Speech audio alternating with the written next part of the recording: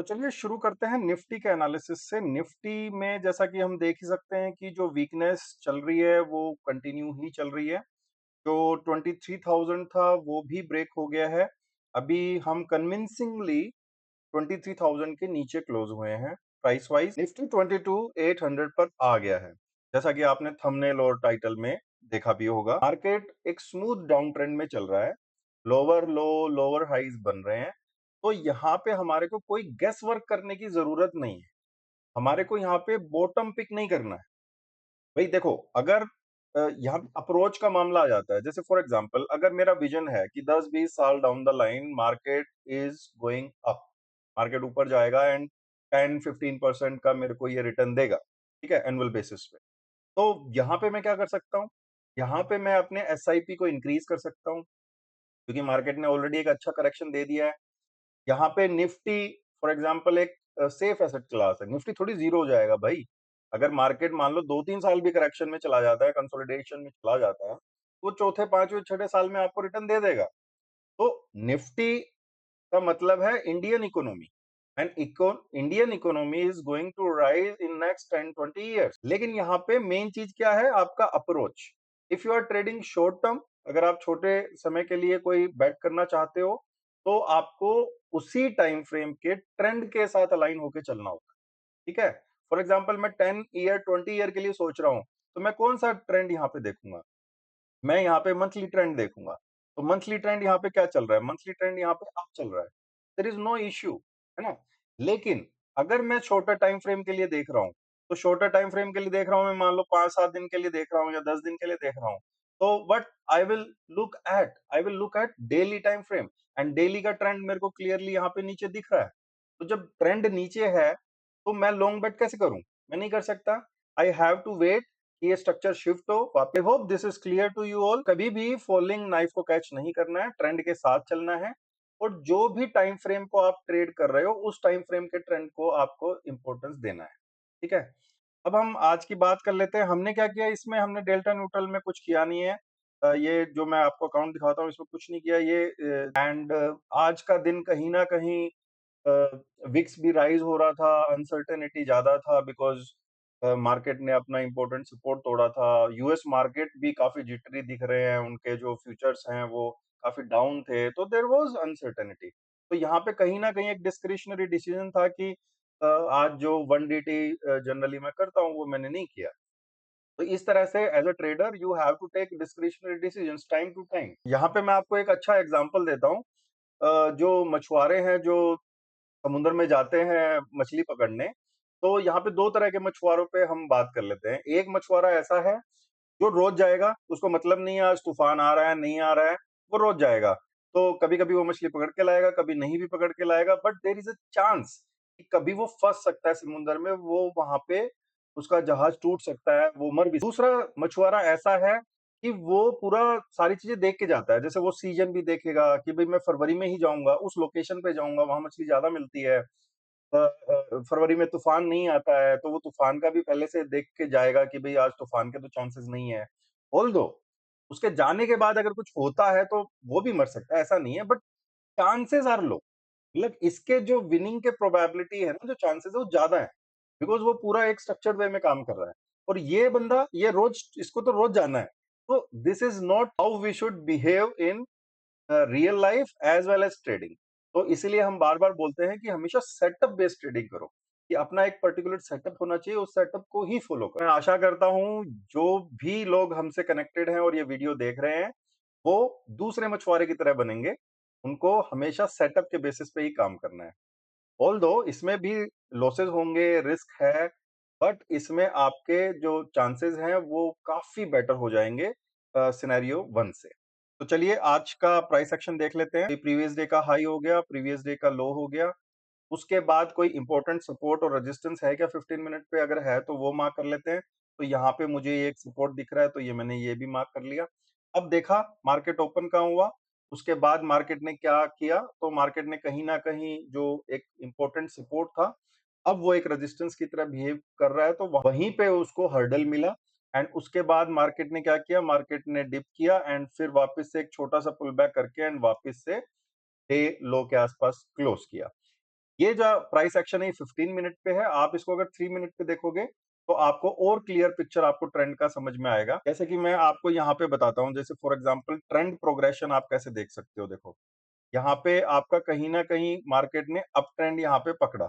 मतलब जो रेजिस्टेंस था उसको क्रॉस किया, उसके बाद मार्केट ने क्या किया, फिर वापस से क्रॉस किया एंड देन थर्ड टाइम उसको क्रॉस नहीं कर पाया, यहाँ पे फिर क्या किया, सपोर्ट को ब्रेक किया। सपोर्ट को ब्रेक किया मतलब now it is in down trend. तो अब ये डाउन ट्रेंड में चल रहा है। अब ये डाउन ट्रेंड में इसने एक भी जो प्रीवियस रेजिस्टेंस था, जो स्विंग हाई था, उसको इसने क्रॉस नहीं किया। मतलब एक स्मूथ डाउन ट्रेंड चलता रहा। तो ये इस तरीके से आप छोटे टाइम फ्रेम के ट्रेंड्स को आइडेंटिफाई करते हो और उनको ट्रेड करते हो विद सर्टेन स्टॉप लॉस। जरूरी नहीं है कि भाई जैसे मैं मान लो ये यहाँ पे इसने डाउन ट्रेंड किया और ये यहाँ पे मैंने मान लो इसमें पोजीशंस बनाए शॉर्ट के, ये हो सकता था ये ऊपर चला जाता तो मेरा एसएल हो जाता, है ना? तो आप हमेशा ट्रेंड के साथ रहो, एक प्लान बनाओ, एसएल होता है तो दे दो। लेकिन जब आप 10, 20, 25 ट्रेड करोगे ना तो यू विल रियलाइज मेथोडोलॉजी है, इट इज वर्किंग। मतलब इसमें आपको स्मूथ रिजल्ट्स मिलेंगे। तो ठीक है, कुल मिला के moral of the story always सबसे पहले identify the current market structure and just follow that. उसी को फॉलो करो, उसके हिसाब से ट्रेड्स बनाओ। अब हम बात कर लेते हैं सीडीएसएल स्टॉक का। सीडीएसएल देखो काफी अच्छा एक रनर रहा हुआ है, काफी हॉट स्टॉक था। अभी इसने रिसेंटली काफी अच्छा करेक्शन दिया था और आज ये 10% डाउन। अब हुआ क्या था उस पे हम बात करेंगे। तो इसका एक्चुअली आज अर्निंग रिजल्ट आए थे इसके। तो पहले सबसे पहले हम डिस्कस करेंगे इसके अर्निंग कैसे आए थे। तो उसके लिए हम चलते हैं एक वेबसाइट है स्क्रीनर, उस पे चलते हैं कि इसका सीडीएसएल का हम ट्रेंड देख सकते हैं। सबसे पहले आप इसका सेल्स का, इसका जो पी है वो थोड़ा सा यहाँ पे आप देख सकते हो, अभी भी थोड़ा सा वैल्यूएशन हाई है। और अगर हम इसके सेल्स ग्रोथ वगैरह देखें तो इसका जो दिसंबर का जो सेल्स ग्रोथ है वो प्रीवियस क्वार्टर से थोड़ा सा यहाँ पे डिप हुआ है। तो ये एक इसके लिए नेगेटिव न्यूज माना जाएगा। तो यहाँ पे सबसे पहले हम देख लेते हैं सेल्स। ये आप देख सकते हो कि दिसंबर 24 का जो सेल्स है वो सितंबर से यहाँ पे कम आया है।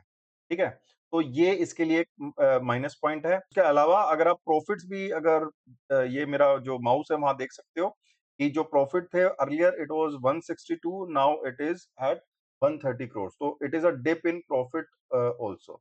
एंड वन मोर थिंग जिस पे आप ध्यान दे सकते हो विच इज ऑपरेटिंग मार्जिन। मतलब जो मार्जिन है वो भी यहाँ पे कम आया है।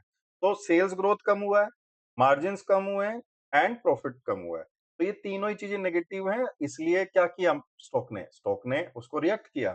तो यहाँ पे सीडीएसएल ओवरऑल जो स्टोरी है, ओवरऑल स्टोरी ये क्या, किस तरह का स्टोरी है, ये है पार्टिसिपेशन का स्टोरी। मतलब जो हमारा इंडियन स्टॉक मार्केट है उसके अंदर जो पार्टिसिपेशन है वो ग्रो करेगा तो सीडीएसएल भी ग्रो करेगा। तो स्टोरी पूरा वो है। स्टोरी अब आप सोचो लॉजिकली कि ये स्टोरी में कुछ प्रॉब्लम आया है क्या? ऑब्वियसली चैलेंजेस हमेशा आते हैं, हर चीज में आते हैं। जैसे कि अभी रेगुलेटर ने कुछ रूल्स लाए हैं, काफी चीजों में स्ट्रिक्टनेस दिखाई है, जिसके कारण से क्या हो रहा है, पार्टिसिपेशन थोड़ा सा कम हुआ है। जैसा कि आप सीडीएसएल का अगर रिजल्ट डिटेल में पढ़ोगे तो आप देखोगे कि उसमें जो डीमैट अकाउंट्स है उनकी जो नंबर्स है वो थोड़ा सा कम हुआ है। तो वो भी एक नेगेटिव चीज है। तो ये क्यों हुआ है? बिकॉज जो स्ट्रिक्टनेस है रेगुलेटर्स की उसके कारण। अब क्या ये हमेशा ऐसा ही रहेगा? नो, ये हमेशा ऐसा रह ही नहीं सकता। व्हाई? बिकॉज अभी हमारा जो रिटेल पार्टिसिपेशन है it is very low. It is down the line, let's say 5 year 10 years में it is going to grow. इसमें कोई कोई वो नहीं होना चाहिए हमें डाउट। तो सीडीएसएल फंडामेंटल्स कोई ज्यादा चेंजेस नहीं हुए हैं। स्टॉक ने करेक्ट भी अच्छा किया है, अर्निंग जो खराब आया था उसको स्टॉक ने रिएक्ट भी कर दिया है। तो अब हमारे को इसमें क्या करना चाहिए उस पे हम बात कर लेते हैं। सबसे पहले तो यहाँ पे आपको मैं एक कॉन्सेप्ट बताता हूँ। जब भी आप किसी स्टॉक को बाई करो ना, तो नीचे आते वक्त उसको बाई मत करो, हमेशा ऊपर जाते वक्त उसको बाई करो। अब आप बोलोगे कि सर ये ऊपर जाते वक्त डर लगता है कि कब हमारा एसएल हो जाएगा। तो उस डर को कम करने के लिए ऑलवेज मेक श्योर कि ये जो ऊपर जा रहा है ना ये किसी कंसोलिडेशन को ब्रेक करके जा रहा हो या किसी करेक्शन को ब्रेक करके जा रहा हो। तो आपके जो विनिंग के चांसेस है ना वो काफी बढ़ जाएंगे। अभी मैं आपको इसी में सीडीएसएल में एक एग्जांपल दिखाता हूँ।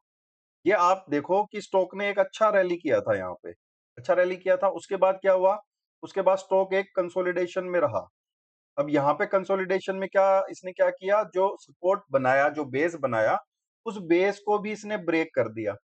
इसका मतलब क्या हुआ कि स्टॉक कहीं न कहीं डाउन ट्रेंड में कन्वर्ट हो गया। तो ये जब डाउन ट्रेंड में कन्वर्ट हो गया, उसके बाद कहीं न कहीं इसने फिर रेजिस्टेंस बना के और फिर इसने ब्रेकआउट किया। आपको अब देखना क्या है? आपको देखना है कि एक ब्रेकआउट आपको पकड़ना है और वो ब्रेकआउट कौन-सा? After a good healthy consolidation और करेक्शन। जब भी आप ऐसे ब्रेकआउट्स को ट्रेड करोगे तो आपकी जो एक्यूरेसी है वो बहुत बढ़ जाएगी। किसी भी टाइम फ्रेम पे आप ये कर सकते हो।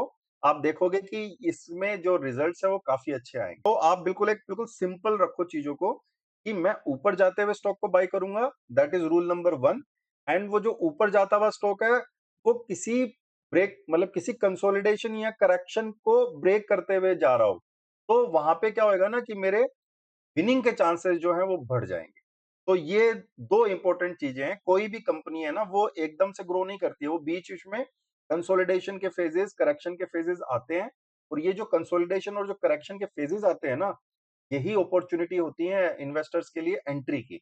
तो आपको उनको सीखना समझना चाहिए एंड उनके हिसाब से अपने आपको अपने ट्रेड प्लान्स बनाने चाहिए। तो यहाँ पे अब क्या करना चाहिए? तो ऑब्वियसली अभी स्टॉक नीचे जा रहा है, तो नीचे जाते हुए को मत पकड़ो, लेट इट सेटल। ये अपने आप प्राइस एक्शन शो करेगा और वो 1 दिन का नहीं करेगा, वो कम से कम 2-3 महीने लगाएगा। वो अच्छा कंसोलिडेशन करेगा एंड देन वो वापस से ऊपर जाएगा, तो आप इसमें ट्रेडिंग अपॉर्चुनिटीज़ ढूँढ सकते हो। और ये जो मैंने कॉन्सेप्ट बताया है, अगर आप एक शॉर्ट टर्म ट्रेडर हो, तो छोटे टाइम फ्रेम पे करो, और अगर आप एक इन्वेस्टर हो, तो आप इसको बड़े टाइम फ्रेम पे कर सकते हो। You will get good quality trade. Okay दोस्तों, आज के लिए इतना ही। अगर आप चैनल पर नए हैं, तो इसे सब्सक्राइब कर लें और लाइक शेयर करना ना भूलें। मैं मिलता हूं आपको ऐसे ही किसी दूसरे लर्निंग वीडियो में। Thank you.